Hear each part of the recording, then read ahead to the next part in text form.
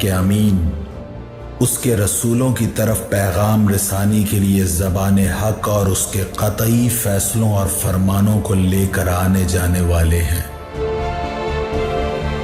کچھ اس کے بندوں کے نگہبان اور جنت کے دروازوں کے پاسبان ہیں۔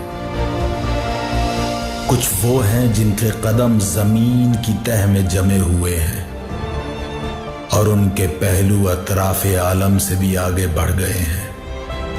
ان کے شانے عرش کے پایوں سے میل کھاتے ہیں۔ عرش کے سامنے ان کی آنکھیں جھکی ہوئی ہیں اور اس کے نیچے اپنے پروں میں لپٹے ہوئے ہیں، اور ان میں اور دوسری مخلوق میں عزت کے حجاب ہیں اور قدرت کے سرا پردے حائل ہیں۔ وہ شکل و صورت کے ساتھ اپنے